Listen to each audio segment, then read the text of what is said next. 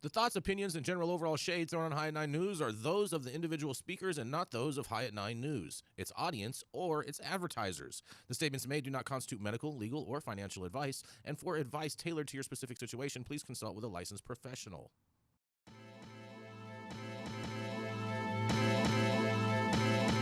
Welcome to the High at Nine News Hour, where you will hear from cannabis industry experts and professionals from around the country talk about important topics while shining light on global issues and discussing cannabis as it relates to politics, regulation and reform, data and technology, science, research and medicine, family and parenting, art, celebrities and entertainment, fitness, sports, mental health and wellness, and plant-based medicines and entheogenics. Together, we are building a stronger community, fighting the stigma and creating change. With your hosts, Jason Beck and Rico Lamitte, joined by special industry expert correspondents from around the country, and daily antics brought to you by Cannabis. Coming to you live every Monday through Friday at 9 a.m. Pacific Time and high noon on the East Coast. And thank you all for getting high at 9 with us.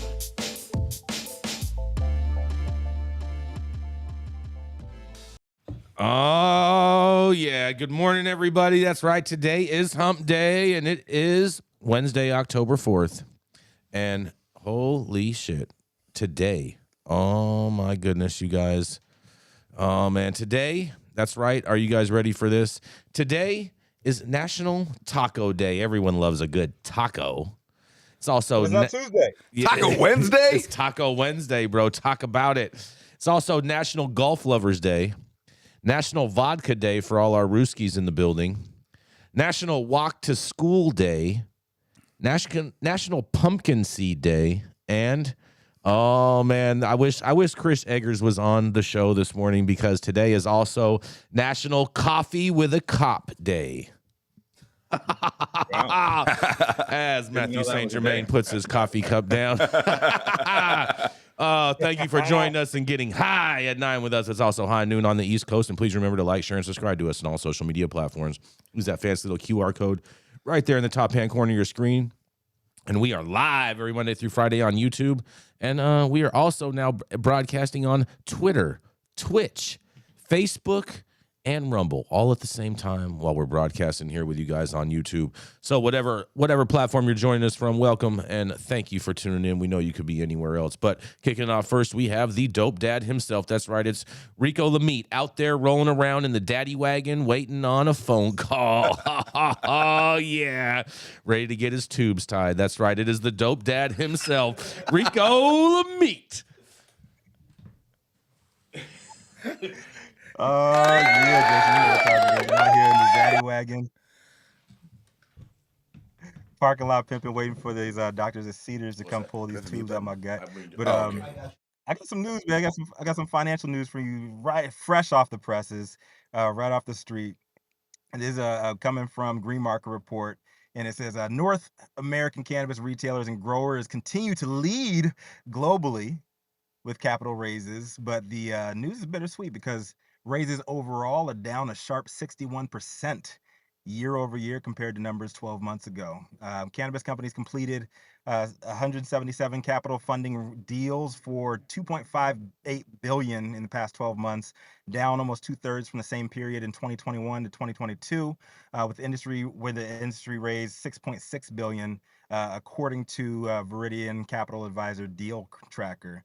The retailers and growers outperform counterparts in the cannabis sectors when it comes to capital fundraising. 65 completed raises for a total of $1.45 billion since September 29th, 2022. But last year, that's down 49% from 314 deals for the 12 months ended September 2022. During that same period, cannabis shops and cultivators raised $3.4 billion. But by contrast, the capital raises in the psychedelics sector over the past year came in second only to retail and cultivation and capital raises. They're up 77%. So it looks like all the money's being diverted to psychedelics, believe it or not. And third place was biotech pharma sector, secured 31 raises or for 143 million. And next up was hemp sector. which completed 11 financing deals for just 142 million. Software and media, 19 deals. Glad to be part of that. We actually had a pretty good funding round this past. We had we just raised a couple of million last month. That was in the presses too, but it says overall 79 million consumption devices, and there were 6 deals for 46 million for infused product makers. And then there's another 21 million from 11 deals ancillary companies, which had raises for 13 million in agriculture tech, the single capital raise. Nobody's into ag tech anymore, I guess, for 1.63 million. So it looks like things are looking pretty rough when it comes to money coming into the cannabis industry right now. I know people are seeing a lot of a lot of downside if you're out here on the streets like we are, especially in established markets. It is A&R season. It's acquisitions and mergers and acquisitions. I don't know why it's like lightheaded this morning. There's M&A season left and right, so you're seeing a lot of consolidation. And when it comes to retail, a lot of consolidation when it comes to tech. And just watch out, man. Yeah, this is the time where the biggest companies are going to be going on shopping sprees. My big prediction is that big tech, big pharma, and big alcohol are going to be gobbling up companies in the fourth quarter this year. But that's just my thoughts on the situation. Rico Lamitte, Dope is Dad, truly on the streets this morning for High at 9 News. What do you think about this one, Jay? Man, I'll tell you what, bro. There's so many millions of dollars involved in all of this reporting that you just did today. I felt like you were reading a police seizure report. It sounded like it sounded like they picked up something in New York, right? They just had a random stop in New York, just brought in all that all that money. Yep, in his trunk. But in a Louis V in the back of a Porsche. Yes. With bad tax. It is crazy, down 61%. So cannabis companies are not getting any money at all. But on the flip side of that, 77% up in the psychedelics industry. So there's probably going to be some buys out there if you're into, buying stocks and bonds. Like, we're not financial representatives. We can't give advice, but it looks like the psychedelics market is up, and there's a lot of opportunities there, and it's just really indicative of everything we talk about here on the show day to day, man. It's very interesting that you mentioned that the psychedelics are raising so much money, because I'll tell you what, the price of pounds of mushrooms is so down right now, but yet all this money's flowing into psychedelics. You play. That doesn't even really matter. What happens is the political climate around psychedelics is shockingly more friendly than cannabis for some reason. There is so much more scientific research being invested into psychedelics right now. There's a lot less red tape to do research on these plants. There's ketamine clinics opening up all over the place. I have former colleagues of mine who are going to psychedelic certification classes and things of that nature so that they can learn to administer these therapies. Plain and simple, the money's going to flow where the government is not putting the most red tape. Yeah, also psychedelics have a more medicalized scheduled pipeline. Some of them are actually already scheduled less than Schedule 1, like ketamine. Ketamine was developed. Fast track, right? Yeah, ketamine was actually developed during the war for GIs who got blown apart. Because what would happen is, you step on a landmine, now your vitals are going to shit, you're bleeding to death, and they hit you up with morphine. The first thing that happens is your blood pressure and your heartbeat drops, and now they have to actually both mitigate your injury as well as the side effects of the drug they gave to you. So ketamine disassociates your consciousness from your body with no change in your vitals. And so they were slamming that into GIs in Vietnam that got grievously wounded. The reason they actually stopped and moved it to only being a veterinary chemical was because these dudes were coming back, and they were like, yo, I just went to another world, and they said war was stupid, and like we all need to share, and like we're all a family. And then the U.S. government was like, you're turning woke on us. And so the U.S. government was literally like, let's just give this shit to horses and dogs, and that's why they ended up scheduling it down just for veterinary medicine. But yeah, another thing, and I know Rico has mentioned this before, there's a huge stigma with cannabis and black and brown people, whereas psychedelics, because they came, primarily in the U.S., they came through the nexus of, white baby boomer children, college educated children, there's a lot less stigma, and so it makes it a lot easier to approach because you don't have that cultural fallout. Interesting. Man, A lot less baggage. It's a lot easier to put money in when you don't have to put your emotions in it too, right? Yeah, but the joke's on them because like once there's mushrooms everywhere, bro, money's gonna be fucking worthless. oh man, I hope not. I just saw love Jason money. shiver at that Oh, one, you man. guys. Yeah. Oh man, that's a scary thought right there, Matthew. That is a scary thought. What do you think about this? I mean, Luke, if money is worthless, what would be the value of an item in jail? I mean, in prison, it would be a pack of mackerel. That's not that. Yeah. How many ramens, bro? How many ramens? Ramen still has worth every day. Man, ramen for the win. Ramen. Yeah, for the listen, Manndie was talking about, the first thing I want to clear up is, shout out to MSG down there in SoCal. First thing I wanted to clear up was Manndie said that she had some people or knew of some people, and I've heard of this too, of people doing these psychedelic certifications. MSG didn't certify anybody. He didn't sign off on no passes. So I don't know how these certifications are even legit. So I just wanted to go ahead and note that first. Secondly, you got to know that his Go ahead. glasses. You got to know that his glasses are psychedelic glasses, bro. If you put those on, looks like you're looking into a kaleidoscope. oh, he's looking into the other realm. Yes. Those glasses are expensive. Trust me. It's Those his are windows. those to the are like world. the next level designer. Mm-hmm. Yes. Yeah. These are The Instagram grand phase, designer. actually, yeah. It's not because he's trying to be Florida man today. But No, Luke, he I has would grand say, design glasses. Luke, I would say I don't know what the I think he certification should process run for is. Speaker of the House. No, thank you. But we do need. I think we really do need more psychedelic big brothers and sisters. I think that some of the current models might be a little bit top heavy for how much you're having to pay to get this service, but a lot of people don't have quite the information. They may be scared. They may be afraid. They may feel alone. They may not have a good peer group. And I know too many people who got messed with when they were high, man, including myself. I kind of came up in the time of life when everybody was a prankster. It was all about watch out for putting your beverage down because you might get spiked. The moment somebody's high, everybody starts screwing with them, and it wasn't conducive. The sooner I got out of that kind of a vibe, the more I really was able to heal and learn from both myself and these substances. Interesting. So no one was like running around shaving your eyebrows off or like writing on your face with a Sharpie or anything. The second time I did acid, my best friend at the time told me that I had pissed off this leader of a skinhead gang at the bowling alley we were at.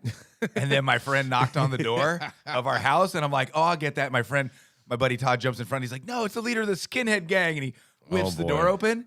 And I had ended up, the moment he said that, I jumped out the back door. I jumped like 5 different fences, and I went and I hid in a bush. And I literally hid in a bush from this non-existent skinhead gang for like hours until my friends found me, bro. Bro, I feel like I've seen how this movie ends before when you're in your lion onesie.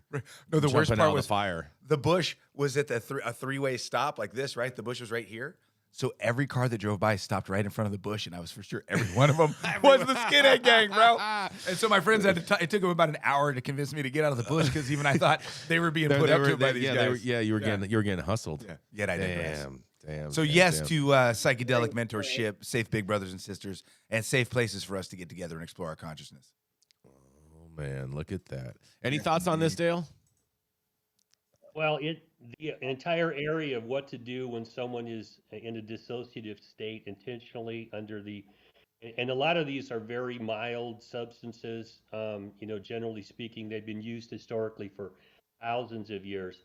And Matthew's right. We've got to get to a point where we understand how to use these, how to open your brain. And if you don't have a lot of struggles in your brain, the average person should be able to do this themselves.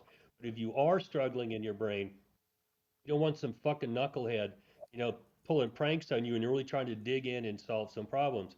So one of my concerns has always been, how do we get people certified and not just have the consultant mentality we had where I watched the YouTube video, now I'm a fucking master at this. No, you're not. People, and what are their credentials? Because Apollo used to be in charge of all these back in the day, the Oracle of Delphi and all that nonsense. And they didn't have to have PhDs in anything. They were trained from experience from generations of how to do this, how to not be depressed, how to open your brain up, how to think beyond the boundaries of people trying to strap you into. And we need everything we can in this country to try to be happy because we are fucked up right now. Unhappy. Yeah. We're using drugs that deal with unhappiness that are dangerous for us. This one is not. But, you know, man, I tried driving after a concert on acid one time and the fucking road tried to eat me up. So Oh, there's man. some cautionary tales out there for people like, oh, the concert was great, but goddamn, that Cobra the road turned into was just, you know, I Man. thank God my girlfriend didn't try to prank me at that point. I I don't know what it was. I did that too one time, Dale, and I was driving on acid a long time ago, and man, the road was just like all wavy. The freeway was just like wavy. I felt like I was in an episode of The Simpsons. But it I don't does recommend feel like it. that. yes. The High Night News does not recommend driving. No, on acid we or do not mushrooms. condone that type of behavior, and this is something I did when I was young. But we're gonna wrap this up, and we're gonna go to a commercial and be right back. Relying on 25 years of commercial hydroponic experience, King Solomon Nutrients has engineered the best liquid and dry fertilizer products for cannabis that preserves the crop, the soil, and the environment. Through relentless passion, research, and innovation, King Solomon has developed simplified cannabis crop nutrition you can trust. It was created for farmers, by farmers. Don't mess around. Try the crown.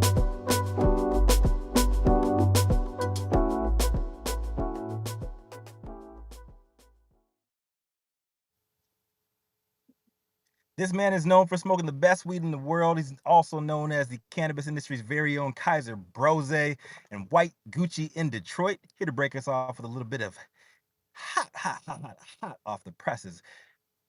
Taco Wednesday news. Jason Beck. Yeah. We love a good taco. You know what I'm saying? Tacos for everybody. Tacos for all. All of that. Jay, good I stuff, just right? figured out why it was Taco Wednesday because it's Hump Day.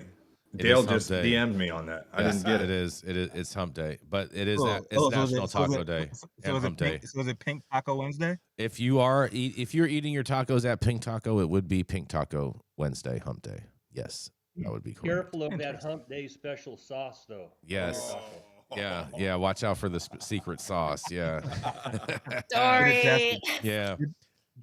Get tested. Stay away from the green sauce. Yeah. If they ask you if you want an extra shot of protein, then you know you need to step back. Oh, damn. All right.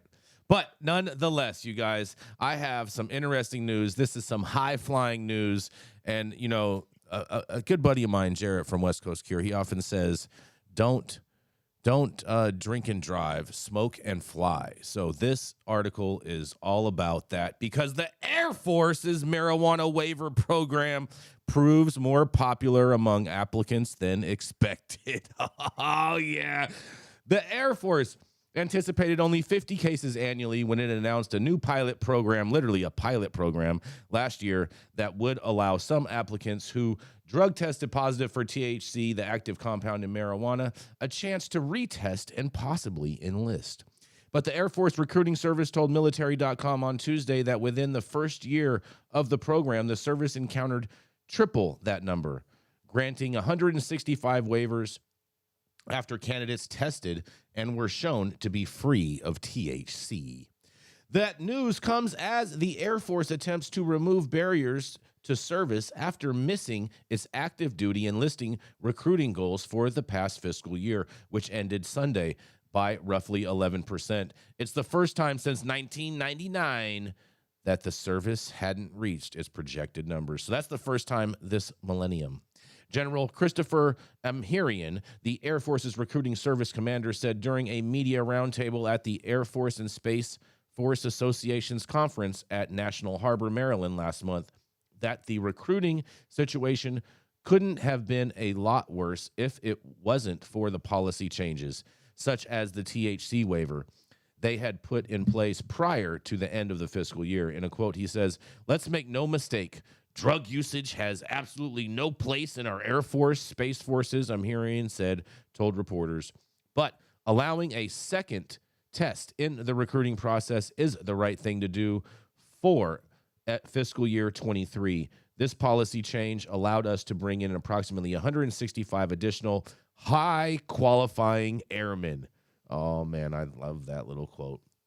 Marijuana, though, although becoming less taboo and legalized on a state-by-state basis, remains outlawed on a federal level. Schedule I drug, yada, yada, yada. We know all of that. And the Air Force's pilot program announced in September of 2022 that it began seeing outpaced results from the start, while initially expecting 50 per day by December. Just 3 months into the program, they had already received 43 inquiries. Air Force Recruiting Service spokesperson Chrissy Kakuda told military.com in an email that at that time, the initial spike in numbers could mean as more states adopt more leniency towards cannabis and THC derivatives, we anticipate a continued increase in waiver requests. The majority of states have legalized marijuana use and adult use and da-da-da-da-da. That doesn't really mean anything in this article, but I'll tell you what does. Under the new program, which was inspired by previous efforts by the Army and Navy, prospective applicants are given the opportunity to retest after 90 days if given a waiver.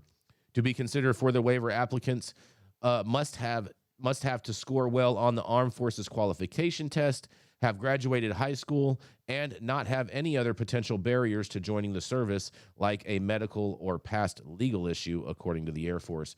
Notably, more than 50% of all new recruits come from states where marijuana is now legal, at least for medical use, according to a 2021 study by the RAND Corp.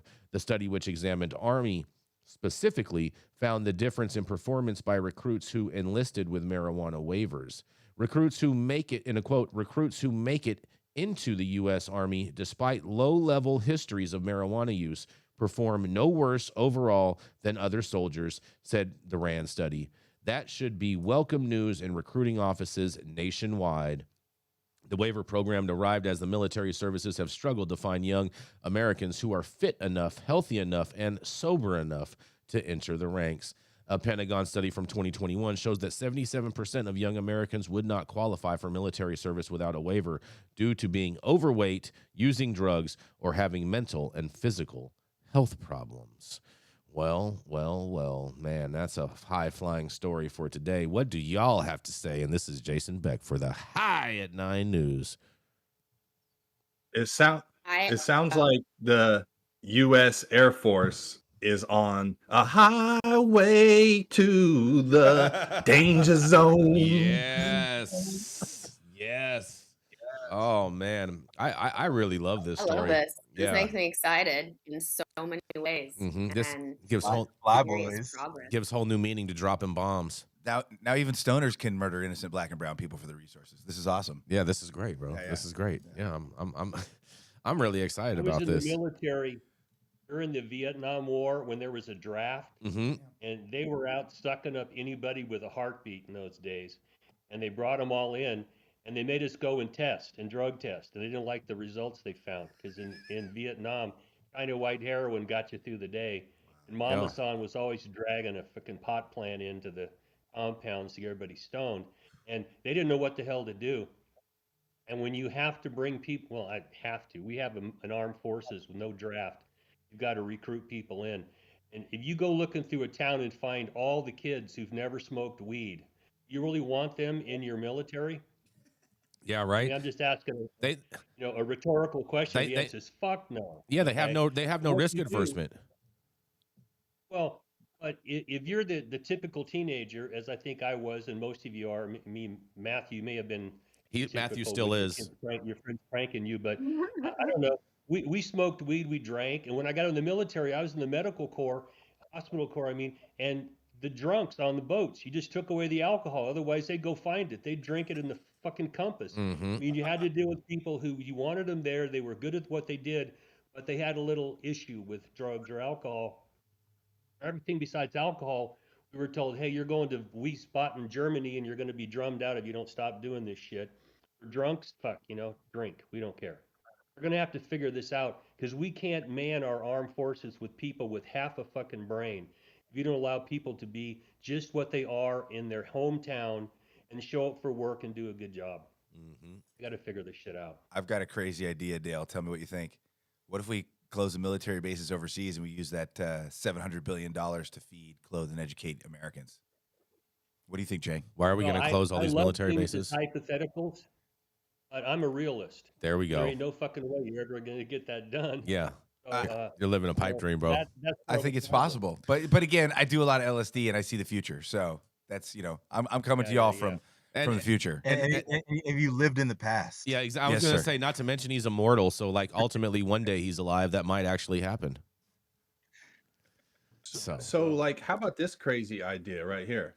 How about let's keep the military how they sell it to us as a merit-based system where you perform your duties, and if you perform and excel at them, then you are enlisted and you are promoted. If you don't, you can't. Who cares if you smoke weed or if you don't smoke weed? If you are capable or able at this job, let's put you out there. We don't have like the ability to be able to just pick and choose all these awesome candidates that we want to. There's people that don't want to go in and sacrifice their lives for the exploitation of other countries or the exploitations of their natural resources or to be able to control them. But there are people that put their lives on the line to do that. Who cares if they smoke weed if they can perform? Is that is that a crazy idea? I'm with you, Luke. No. And when I was in, we all smoked weed. We just figured out ways to get around it. Exactly. That's They the let crazy stupid thing. exactly. They let everybody people are gonna during do it. They let everybody during Vietnam smoke weed all during the war. So like, why are they having such a hard pressed position on it now? Because they can't fill their ranks. That's the problem. That's the They problem. had to allow women to go into combat positions because they couldn't fill their ranks. Oh A man. lot of things that just make men's butts pucker in the military you now have to do. So yeah, you smoke some weed. I go out and have a shot of whiskey after work. Okay, the next morning I show up and do my job. Who in the fuck cares? Okay, that really is, and it should be merit based, and it is merit based to a certain point. But you have curmudgeons in there who just will not get off this idea that weed is bad, drugs are bad. If it's alcohol, it's not a drug, it's cool. If it's a drug, it's bad. And the answer is fuck you. The kids today smoke pot. You better figure it out or you're not going to have a military. Well, the big issue with weed and alcohol is alcohol buttresses and strengthens the ego and actually increases the will to violence. Cannabis tends to make one look inward, be less violent, and more accommodating of other human beings. And last thing you want when you're hiring somebody to drop sweet 1,000-pound glide bombs on innocent mud huts so you can steal their oil and lithium so you can make more electric cars is anyone catching a conscience. So what they do is even though they claim to be drug-free, they hype these guys up with amphetamines. The Air Force is full of speed. These dudes are doing tons of speed and doing bombing runs unless they're, safely in some military base on the West Coast here running a Predator drone by remote control. Don't forget binge drinking. Yeah, but drinking's great, dude. When you drink, it's like, hey, what are you looking at, dude? I think I'm going to test myself on you. F you, bro. Like, we've all seen it. I want to make sure, though, too, that we are disparaging the organization and the system and not the people in it, because I 100% support the veterans and the troops that go over there and put it on the line. I do not support the system or the departments that control that and the mechanisms that manipulate that. Yeah, the number one thing that people get leveraged into the armed forces because they're from small towns. They have no money for education.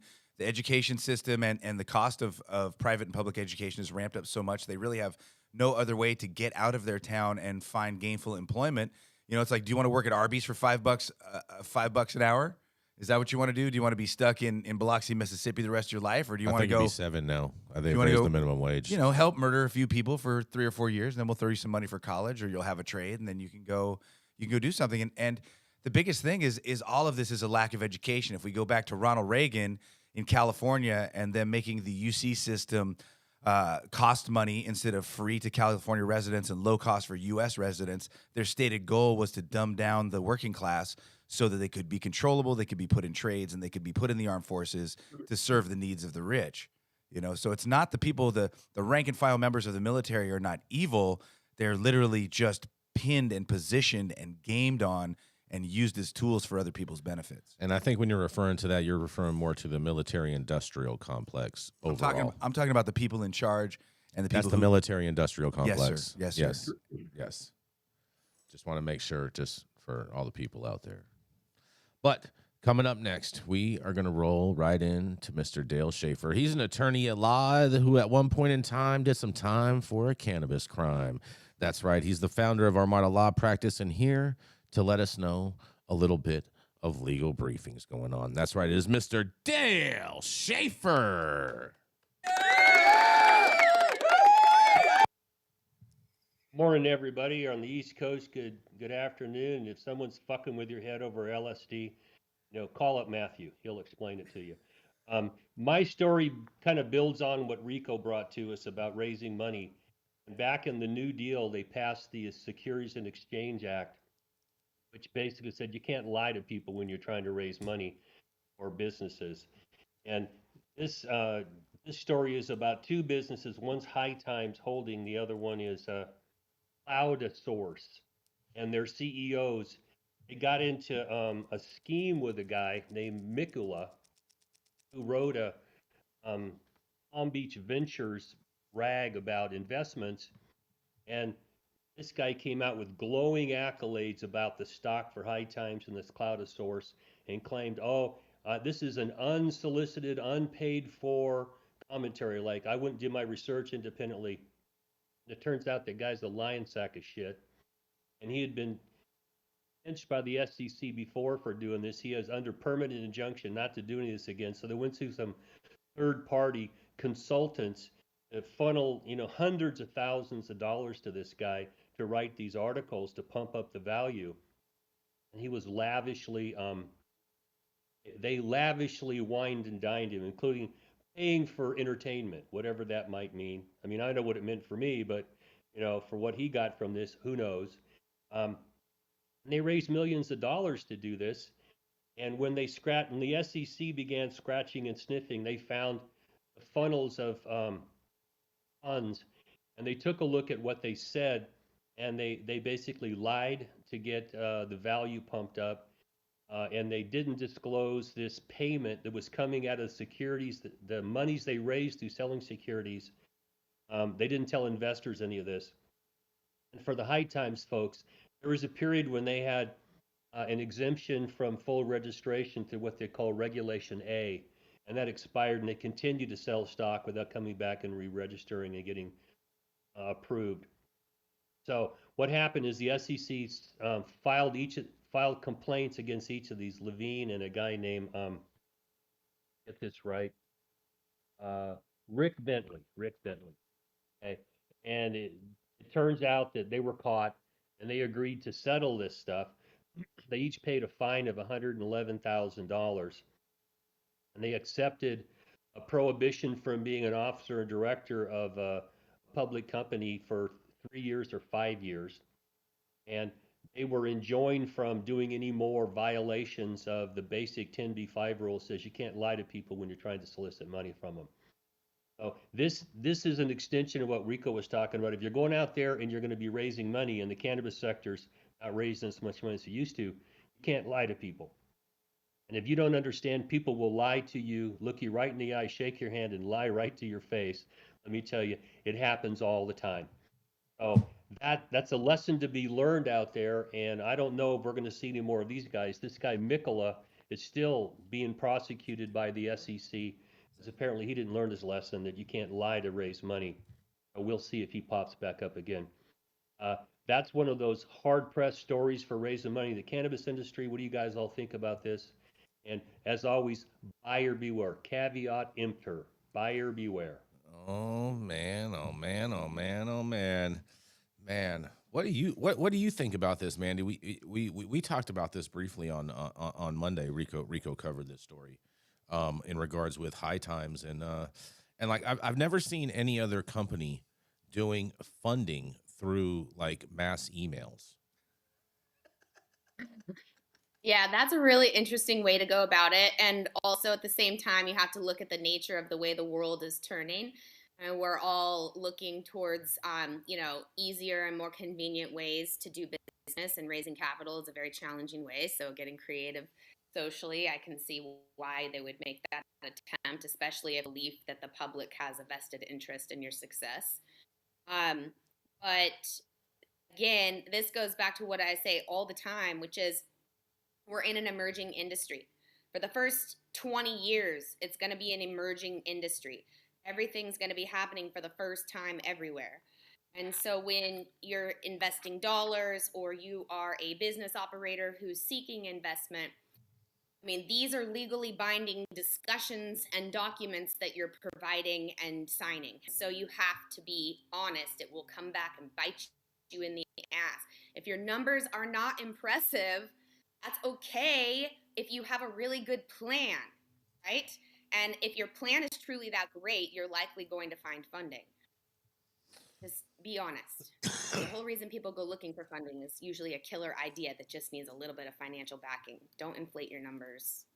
Well, but in the cannabis industry, we haven't really had people spanked for raising money yet. It's beginning to happen. And what happens when you raise money is that everything in the eyes of the federal government becomes a security. So anything you say that's not true, or if you leave things out that would make it true if you were told and it wouldn't be in your favor, this is basically fraud. Okay. And once you come under their scrutiny, they're going to go back and look at all the shit you put in emails, all the things that you publicly published. Okay. And it's going to come back and haunt you.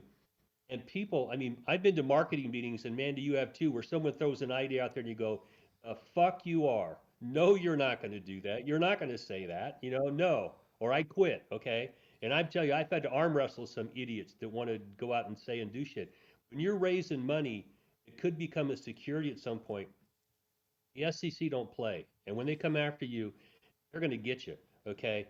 And how they're going to get you, these guys are precluded from being involved in, running businesses for a few years. You could be permanently precluded from doing that. But you may have to disgorge profits. I mean, we're watching something happening in New York right now with the former president. And once they come in and shake your tree, it may be that there's not a piece of fruit left when they're done shaking, and you could be totally out of business for things like this. Well, currently the Trump org is out of business completely in New York. No, Yeah, they had their business license suspended. Stop the ridiculousness. Okay. We still love you, Jay. Stop the ridiculousness. I actually have a friend right now that I just want to plug real quick. He's got a nursery. He has a really awesome cut that I'm really excited about. It's high time stock crossed with New York retail license cuts. They're super cheap. You can buy them. You can get them anywhere. They'll ship them. They'll email them to you. It's dope. This sounds Check like 'em out. these sounds like strains that will test high in THCA, Luke. Yes. Yes, the ship everywhere strains. They'll get you up in the daytime and put you to sleep at night, right? Dale, quick question for you. Just don't expect to get THC paid. Yes. Dale, quick question for you before we move on. In regards with this story, I mean, these are mostly white collar crimes. Is there any really substantial jail time that could come with any type of conviction in this? Well, nothing like you get with drugs. Luke and I faced the minimum mandatories where it's you're fucked if you get convicted of this. These typically don't carry that because it's white collar, okay? Mm-hmm. And they just, when you're doing drugs, you get spanked for 5, 10, 20 pieces, and these guys might have a maximum term of 3 to 5 years, something like that. But they hit you. They go to the camp. Mm-hmm. All right. They're at the camp. All right. Well, we got to go to a commercial. We're going to be right back. The Control Tower from Highly Educated has perfected the dab. Utilizing the concept of thin film evaporation, you can waste none of it and taste all of it. The micro texture of the SE pillar increases nucleation at elevated temperatures. And with the tower propelling at 2,600 RPMs, it's certainly the most efficient dab experience to date. The Control Tower from Highly Educated. All right, stop whatever you're doing. Make sure you hit that like button. I know we'll appreciate it. YouTube will appreciate it. Just go ahead and hit it. It's free. It doesn't cost you anything. It's just something to do. Make you feel better about yourself. Also, too, make sure you check out our website, www.highat9news.com. You can read all the stories up there. And also make sure you're subscribed to the channel if you haven't subscribed already. Also, there is a brand new video that we re-released last night that's an in-depth commentary of all of the counts of the Razzlemania 2023 that just happened during last weekend's events here in LA. So make sure you go and check that out. Run the video up. Oh, yeah. We encourage you all to go and check it out. How's it going, guys? Saman Razani coming to you from Green Street here with Jason Beck, smoking on the best weed in the world. Did you know that we have an audio-only version of our podcast available on Apple, Google, Amazon, iHeartRadio, and Spotify? Tune in now and check it out. Coming up next, she's a mom. She's an Emerald Cup edibles judge and a cannabis executive that shows you how it all can go together and fit hand in hand, all inside of one tiny little pocket purse. That's right, it is none other than Miss Carmen Sacramento, Miss Manndie Tingler. Good morning, everybody. I'm a little bit bummed right now. I just found out my thanks. I'm a little bummed right now. I just found out my Puffco battery died, but you know, first world problems, I suppose. Today, my article is very cool, or at least I'm excited about it. It comes to us fresh off the Business Wire and out of Georgia. The headline reads, Botanical Sciences leads the way as Georgia becomes first state to dispense medical cannabis at independent pharmacies. Now remember, folks, Georgia does not have legal adult use access. So keep that in mind as we explore this article. Coming out of Glenville, Georgia, Georgia's first physician-founded, fully integrated medical cannabis provider will now dispense its products at independent licensed pharmacies throughout the state. The inclusion of pharmacies as authorized providers of medical cannabis alongside Botanical Sciences owned dispensaries expands the avenues for patients to access healing science of cannabis medicine. Georgia is the first state in the country to authorize the dispensing of medical cannabis through pharmacies to registered patients, allowing Botanical Sciences to bring relief to more patients in need than ever before. Emanating from our roots in medicine, our unwavering mission has been to provide hope and relief to registered patients in Georgia. Between our 5 owned dispensaries and nearly 120 exclusive independent pharmacy partners, close to 90% of the state's population will be within 30 minutes of access to Botanical Sciences medical cannabis, says Gary Long, CEO of Botanical Sciences. We're proud to lead the way in Georgia and serve as a model for our country, leveraging the trust and professionalism of pharmacists to provide equitable access to registered patients. Over the past year, Botanical Sciences has been working closely with the Georgia Board of Pharmacy, the Georgia Pharmacy Association, and the Academy of Independent Pharmacy to operationalize this pioneering approach. Through the strategic expansion, patients who have received a recommendation from their physician and obtained their medical cannabis card will have more access than ever before to obtain the medicine they need. Patients can view a full list of participating independent pharmacies and locations nearby at their website just by putting in a zip code. Now, you guys, there's a lot of hot controversy about accessibility when it comes to this plant. And at the end of the day, I believe everybody should have access. Georgia has a very interesting program, though, when it comes to medical. I really like that people who are going to pharmacies are going to be able to have access right there in front of a pharmacist. I think that that's exciting. It's also got its downsides, but I'm interested to hear what you all think about it. This is Carmen Sacramento coming at you live for High at 9 News. I mean, yeah, I guess this is like kind of cool, Mandy, but at the same time, you know, there's not going to be any like fire tree in the pharmacy. You know what I mean? No, of course not. Yeah. So it's like, Are old school pharmacists going to try to push people away from weed, right? That go to try to buy the weed? I think they're going to try to just push them towards like Marinol and other stuff. Since Right. they're like, hey, we ran out of what you want from this provider, but we do have Marinol. We can get you a prescription for that. Yo, if you today. tried this extra strength Tylenol, bro, I hear it's the jam. Yeah. I I feel like have a good friend in Decatur, and that I've been, friends with for the last about decade or so. And so I've been kind of following the progress over in Georgia for some time.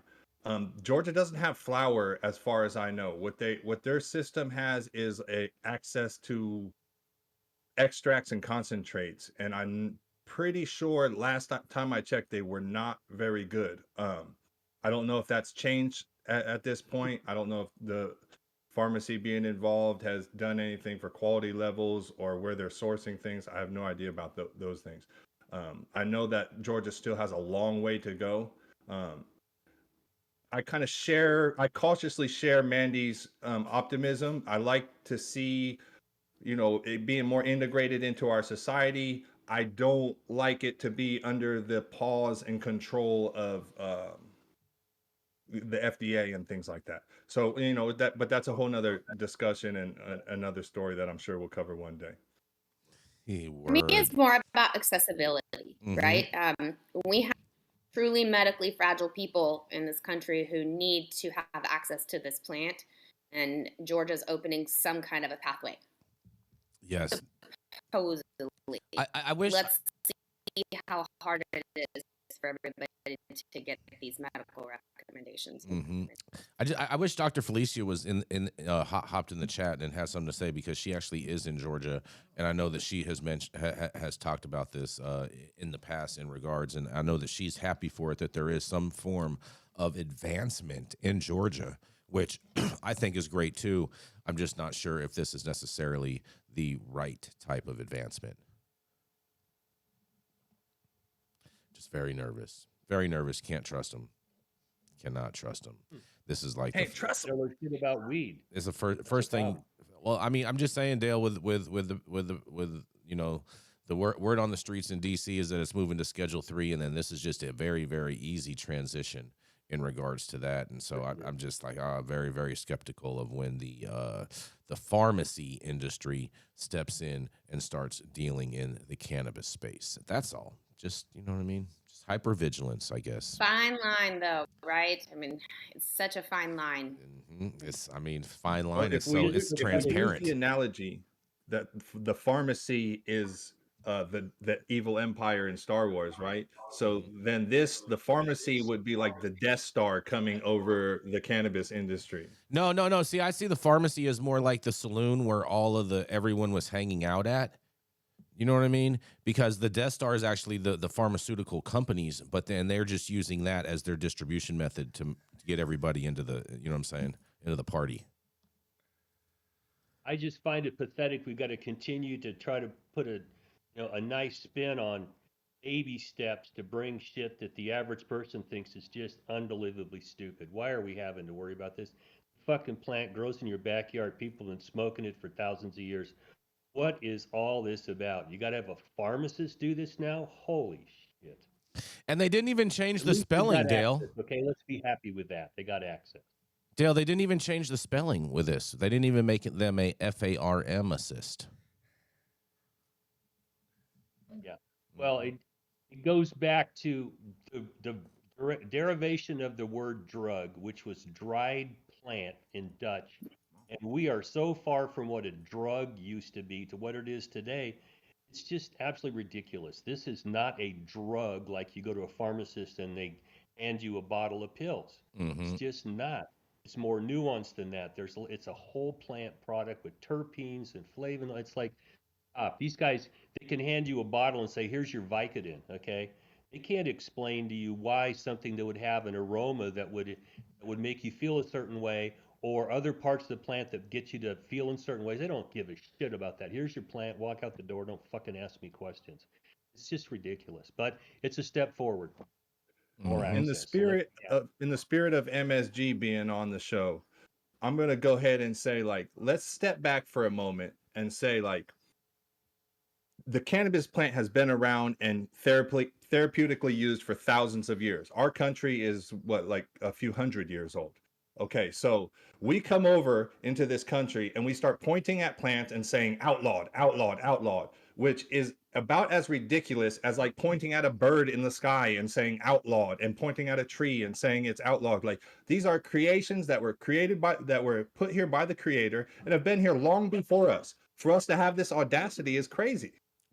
It's really a big self-entitlement thing, isn't it, Luke? It's a control trip. It's all about class hierarchy and stratifying the current class hierarchy. Look up the Council of Nicaea, the Emperor Constantine hijacking Christianity, which was an entheogenic mushroom cult, and the fact that we're using consciousness suppression and sexual suppression in order to try to continue the class stratification and basically keep the world in a medieval peasant lord situation. That's really the why is cannabis still illegal. Yes. I go Hell yeah, back brother to Luke and Dale. I go back to Hypatia and Cyril in Egypt, and what they did to her because she was a female that was insightful, and Christianity they cut her into pieces and burned her on a pyre. Witch hunts are the same thing. Yep. We can follow this along, and you know, Matthew, you've done probably more studying this than I have, but I was always curious in undergrad and even since then, just how brutal, you know, religion has been to try to suppress what people want to do just to be fucking happy. You know, leave them the fuck alone. Mm-hmm. And just real quick, if I love that you touched on that, MSG, about the Constantine and the council. If you haven't read that part of history, please do. Super interesting. It'll tell you about Christianity and how we arrived at what we have today with it. The council there was basically decided what Christianity was going to look like for the next millennia. And the craziest thing, so the original bishops of the Christian church used psychedelic mushrooms, and the biblical stories were actually encoded stories that talked about the use of the mushrooms in states that could be reached. Then what you had was what they called churches without the living water, where churches where they took the doctrine literally without the psychedelics. And you can't find on the Wikipedia page, but more historical digging, if you go to college libraries, what you can find is that the only bishops invited to the Council of Nicaea were the bishops without the living water. So these were the bishops that hadn't done psychedelics, that could still be bribed or could be threatened, and were still enthralled to their ego. And so they didn't let any of the weirdo psychedelic heads into the meeting where they decided how this thing was going to be. And then the next thing they did was 500 years of de-indigenization of European tribes. They took away the tattoo, they took away the dreadlock, the drums, knowledge of curanderismo in Europe, and they basically made a de-indigenized police force. And like any good corporation, once they got it perfected in Europe, they began to scale it up worldwide. But they didn't win. Thank you, Charlemagne, for, you know, bringing all the tribes in. Your choice is join us or we kill you. Straight up. And the papal bull that Columbus took with him to the New World: convert him or kill him, enslave him. Yep. Convert him or kill him. I didn't learn this till I got into undergrad, and I went, holy fuck. Why wasn't I taught this? Well, on that, we got to keep this train rolling, because we have some big news with, that's right, High at Nine's own very outlaw felon who did not do no telling. That's right. It is Mr. Luke Scarmazzo. Yes. Yeah. Man, it's Wednesday. It's your local High at 9 outlaw correspondent. And like, man, these stories they bring me back, man. They bring me back to the time of the golden era when we used to just bomb shit out. I mean, I love it. But anyway, this one's local. This one is comes to you from SF Gate by Lester Black. Authorities bust 36 million in illegal marijuana warehouse in Oakland. In total, law enforcement bust a massive illegal grow in Oakland last week, finding an estimated 36.9 million worth of cannabis in an unlicensed facility. In total, an operation led by the California Department of Fish and Wildlife. Now, this is the first time that I've ever heard of anybody being raided like in a grow by the Fish and Wildlife. I know I came from the past and I'm now in the future, but that just sounded crazy when I read that it wasn't like drug agents, it wasn't the DEA, it wasn't the FBI, it was Fish and Wildlife. So they found 41,082 cannabis plants and 1,841 pounds of processed cannabis, according to Janice Mackey, a spokesman for the agency. This is one of the largest enforcement actions in terms of retail value in the Bay Area this year. The operation occurred on September 28th at the 300 block of Adeline near Interstate 880. Officers also seized 3 firearms at the scene. No one was arrested. The police come in, or Fish and Wildlife come in. There's $40 million worth of weed, guns, and nobody gets arrested. That is okay. All right. Let's ride. It's a misdemeanor, Luke. It's a misdemeanor. That's the Yeah, problem. I mean, I love it. That's what I'm saying. This is like, to me, it's like reading these stories is still almost hard to process because these things didn't happen Yeah. back in 2006, Right. in 2008 and stuff. So it's exciting. It's almost comical. And then it's funny because I'm talking about these stories while a lot of my bros and sisters are still in prison for cannabis. But that's another story. So anyway, this operation, they got raided on the 28th. No one was arrested. It says marijuana is legal in California, but the business owners must obtain a license and a permit to grow the plant commercially. The Oakland facility did not have the proper licensing. Illicit cannabis continues to thrive in California 7 years after voters legalized. Illegal cannabis sales in California were estimated to be worth $8 billion last year, far more than the $5.4 billion in legal sales. The DCC told SF Standard. Large illegal cannabis growing facilities are routinely found in the Bay Area, especially in Oakland and the surrounding suburbs. They say, it goes on to talk about a few other raids they have. They say they just uncovered this $36 million one. 3 months earlier, they had another one for $34 million in another Oakland warehouse. And the state has increased its enforcement against illegal growing this year, seizing over $109 million worth of illegal cannabis in the second quarter of 2023, more than twice as much as was seized in the first quarter, according to the DCC. Okay, so if the first grow was 36 million and the second grow was 34 million, and in the entire time you've only seized 109 million and you made it sound like you're doing this like huge impact, it sounds like you've only raided or had 3 grows stopped. Yeah. Right? I mean, Yes, my sir. math might be funny. Like I said, Math checks out. It's been a long time since I've been in college, but according to my math, you've stopped 3 grows. Bro, I mean, grows are hard to find. If you're doing it right. I mean, how much did it cost to do this? Like, does the Fish and Game have like rivers and stuff that people pollute that they got to make sure they don't dump stuff in? That's, and like, yeah, that's stuff that. Very much so. I mean, there could have been I don't know. pesticide. There could have been pesticides or newts outside that somebody, a neighbor, called about. But also, Fish and Wildlife. A big reason Fish and Wildlife will do raids like this is they have greater powers than the California BNE or the Highway Patrol or the local cops. In fact, the Fish and Wildlife can just sit by the side of the road and pull you over and search your car without a warrant. It's all they have to do is say that they're looking for any type of game and that you're in a fish or game-rich area. Yep. So that might be a reason why they did this, Luke, because it would be easier for them to get the warrants. Very, very, very, very possible. Did they mention how much that they took? I know you put a dollar value on it, but does the valuation calculator actually pen out in this bust, Luke? No. Once again, okay, so they said they have, 41,000 plants and 1,800 pounds. I don't know how you get to 36 million off of that. Maybe I don't even know what market you like. They said according to retail value, like.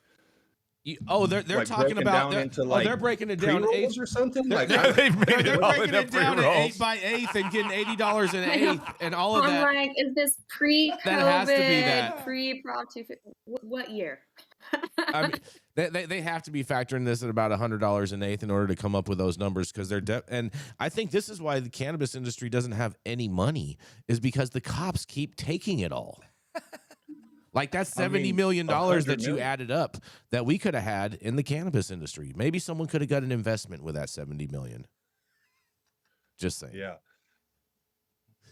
I mean, it is really wild that you see these enforcement actions happening in California, and then you see the California law enforcement agencies come with these crazy numbers. Like I understand, like sometimes when you get like the Kentucky raid and they say, "Oh, we raided 50 plants and it's worth $190,000 or something," they don't really have an idea. California, like, come on, man, like how tough it is in this market. Like that dude's grow right there was worth probably like a few $1,000s. I thought it was worth some millions, bro. The way that the weed was coming out of there, $100 Cops an eighth real quality. Frustrated, Luke. I've met with some cops about this, and they're very frustrated because Prop 64 made all this a misdemeanor soaking wet. Okay, when you challenge them, why you're wasting resources on this, their butts pucker up and they get mad. They do not like that the control of this has been taken out of their hands. But no politician has a plan, because if you don't work on this so that people can get access legally and they pay taxes and run businesses, the default is the cops got to clean the mess up. And they're pissed about it because no one wants to pay them to do it. They don't get the headlines. People like us go, you got 10 plants and it's worth $100 million. Fuck you. That's not even new math. That's crazy. You lie like a rug. And nobody is solving the problem here. And I mean, I used to deal with cops who go out and just cut your greenhouses up. They confiscate your plants, cut your greenhouses up. No one would charge you because they couldn't. And they were just on a tear.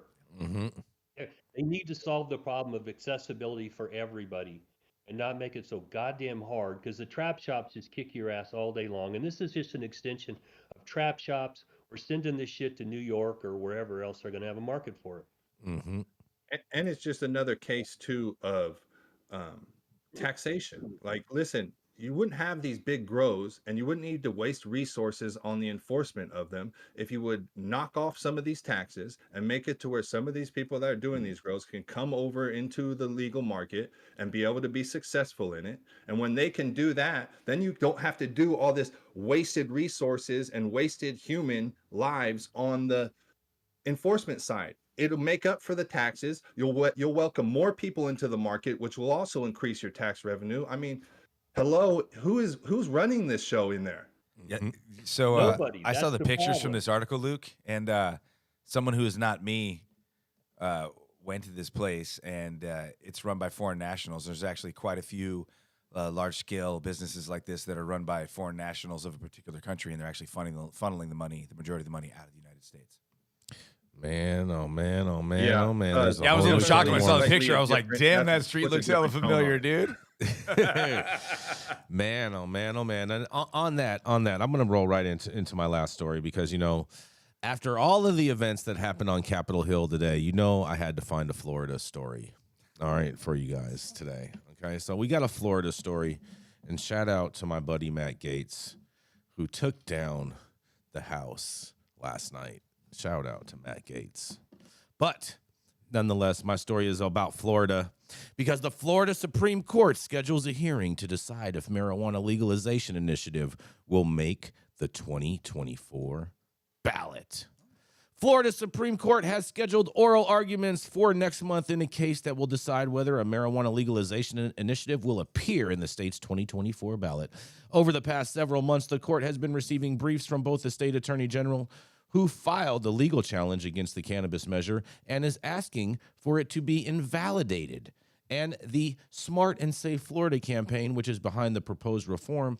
Attorney General Ashley Moody, main argument is that the ballot initiative is affirmatively misleading, in part because it says voters would not be able to understand from the summary that marijuana would remain federally illegal even if Florida moved to legalize it.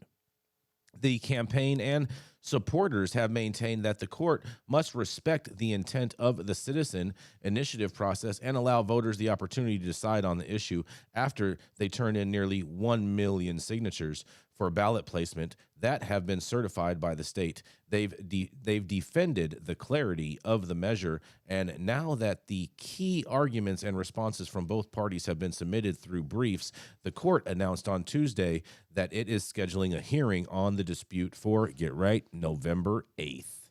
In a quote, a maximum of 20 minutes to the side is allowed for the argument, but counsel expected to use only so much of that time as necessary. The order states, adding in all caps, no continuances will be granted except upon a showing of extreme hardship. So basically, you'd have to be a New York curd operator in order to get a extreme hardship in this case.